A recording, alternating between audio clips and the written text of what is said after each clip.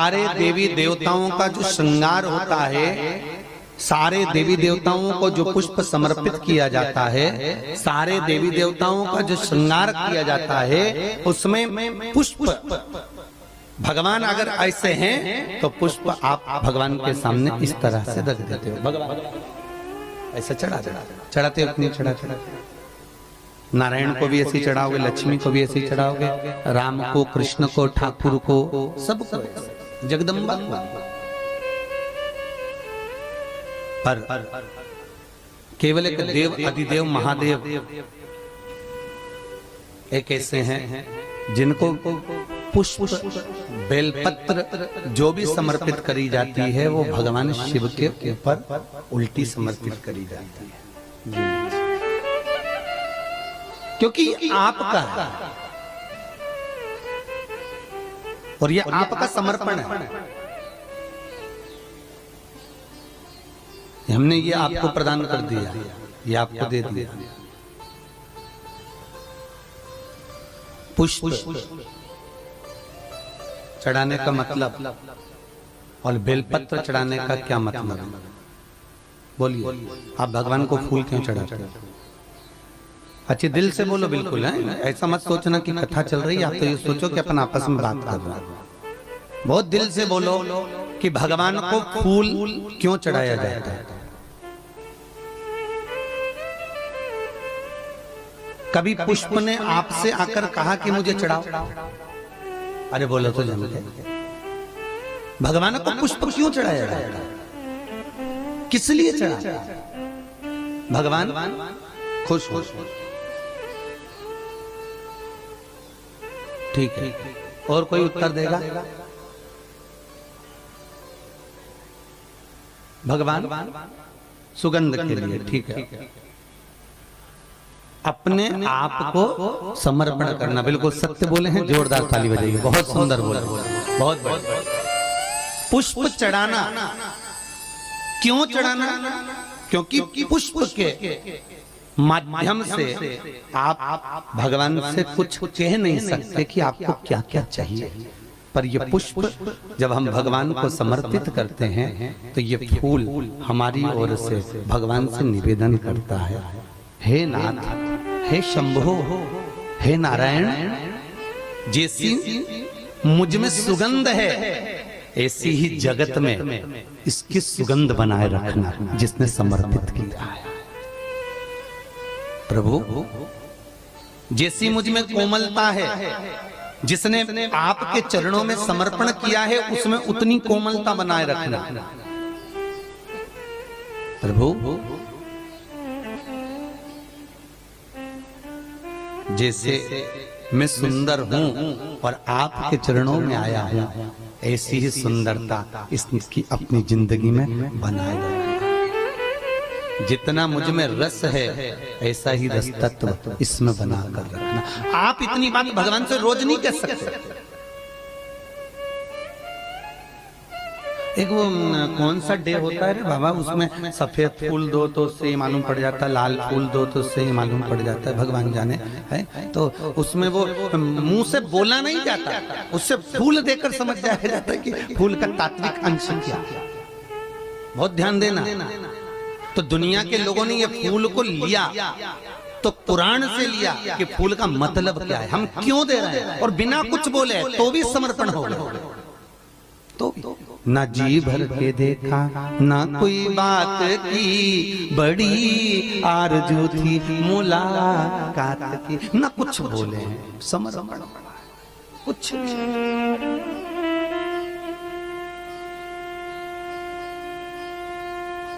बस समर्पण, केवल हम जान नहीं पाए।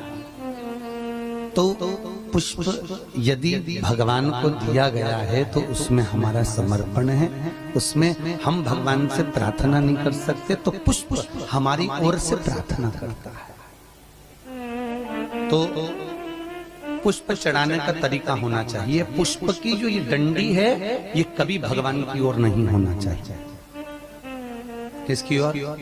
जम के बोलिए, भगवान की ओर। पुष्प की जो डंडी है वो हमारी ओर हो और पुष्प भगवान की ओर हो। पर दुनिया के लोग आज तक जितनी बार भी फूल चढ़ाए सब उल्टा ही चढ़ाए। डंडी भगवान की ओर रख देंगे और फूल का मुंह अपनी साइड कर देंगे।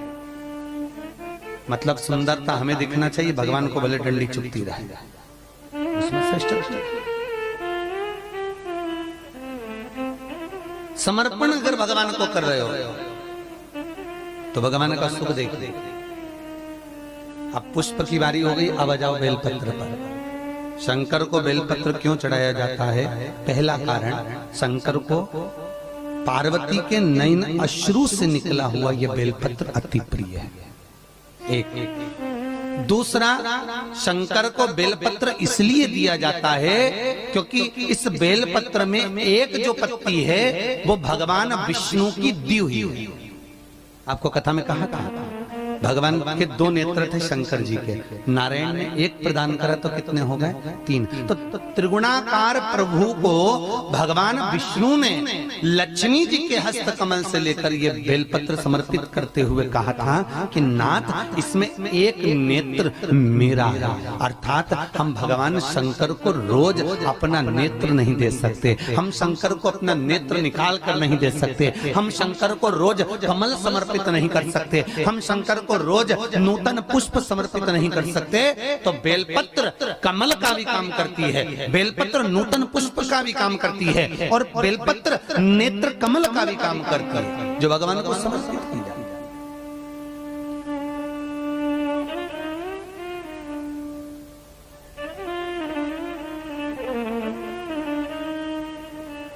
7 जगह का बेलपत्र प्रमाण। यदि आपका कोई मनवांचित फल है, पूरा नहीं हो रहा, बहुत दिन से लगे हो, वो काम नहीं निपट रहा, बहुत दिन से लगे हो, काम हो ही नहीं रहा, एग्जाम में बैठ रहे हो, कोई परीक्षा में बैठ रहे हो, हर बार एग्जाम दे रहे हो, नहीं हो रहा, 7 जगह का बेलपत्र याद रख लीजिए। पहला, जहां पर आपको बताया था भगवान शंकर का शिवलिंग, उसके सामने अशोक सुंदरी, उसका जलाधारी का राइट, जहां गणेश जी का स्थान है। पहला बेलपत्र गणेश जी के स्थान पर समर्पित करें। अगर कोई काम नहीं हो रहा है तो उसको निपटाने के लिए, उसको करने के लिए, पूर्ण होने के लिए। दूसरा बेलपत्र कार्तिकेय के स्थान पर रखिए। तीसरा बेलपत्र अशोक सुंदरी की जगह पर रखिए। चौथा बेलपत्र जहां शिवलिंग रखा हुआ है उस गोल भाग पर माता पार्वती के हस्त कमल पर रखिए। 5वां बेलपत्र भगवान शंकर की जो 5 लड़कियां ऊपर है उस जलाधारी में डाल दीजिए। 6ठा बेलपत्र शंकर के शिवलिंग को समर्पित कर दीजिए। और 7वां बेलपत्र जाते जाते जब मंदिर के बाहर जो नंदी बैठा रहता है उसका एक पांव ऊंचा उठा हुआ होता है, उस पांव के पास रख दो और अपनी कामना नंदी के कानों में कहकर चले जाइए। आपका कार्य कुछ ही दिनों में सफल हो जाएगा। 7वां बेलपत्र समर्पण का भाव अर्जित करता है। फिर से बोलो 7 बेलपत्र। पहला गणेश जी का स्थान, दूसरा कार्तिकेय, तीसरा अशोक सुंदरी, चौथा पार्वती जी का हस्त कमल, 5वां बोलो जम के ऊपर जलाधारी, 6ठा शंकर का शिवलिंग और 7वां नंदी का उठा हुआ चरण। 7 भगवान शिव को समर्पित। कभी कभी बेलपत्र के वृक्ष में से बेलपत्र 5 पत्ती का मिल जाता है, कभी कभी उसको लोग शुभ मानते कि हमको 5 पत्ती का बेलपत्र मिला। वो पंचाक्षर मंत्र का प्रतीक है।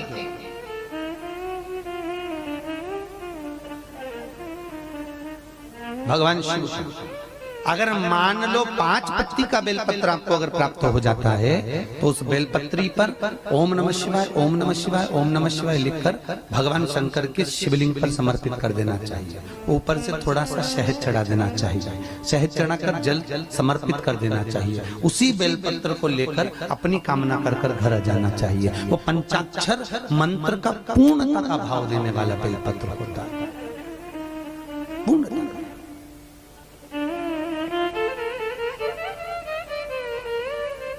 और पूर्ण नियमावली से, पूर्ण सुख से। जैसे छोटे छोटे बच्चों को माताएं डांट कर डपट के भोजन कराती हैं, तुमने देखा होगा। पहले के समय में तो बच्चे ऐसे ही प्रेम से भोजन कर लेते थे। आज के जमाने में तो जैसे युद्ध पे लड़ने जा रहे हो उतनी पूरी तैयारी करना पड़ती बच्चों को भोजन कराने से पहले, पूरी युद्ध की तैयारी। लाओ, जैसी बच्चा आता है वैसी तैयारी। तू जेठानी बोलती है कि देवरानी से काम कर, तू बच्चों को खाना खिला दे, मैं रोटी बना लूं, मेरे बस की। देवरानी कहती है तुम चिंता मत करो, तुम रोटी मैं बनाती हूँ, अभी बैठती हूँ। और वो भोजन कराने बैठती और पाँव में दमोच के और बड़ी मुश्किल से मुंह में ठूस ठूस कर खिलाती है। और बच्चा खाता नहीं, फिर उसको मोबाइल देना पड़ता है, फिर वो चेक करता है, खेलता रहता है और उसके मुंह में निवाला डाला जाता है, टीवी चालू कर दी जाती है, फिर मुंह में कुछ खिलाया जाता है, फिर माँ दौड़ दौड़ के खिलौना देती है, कहीं बॉल से खिलाती, फिर खाना खिलाया जाता है। ऐसे बच्चों को इस तरह से खिलाने से कोई लाभ नहीं है। उसको कुछ मिल नहीं रहा, शरीर में कुछ लग नहीं रहा।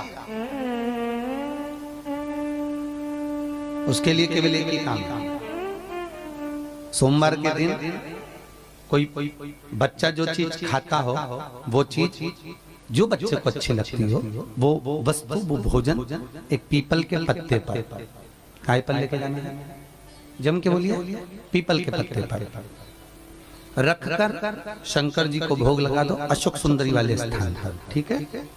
शिव जी पे से उसको घुमा लीजिए, ले आए।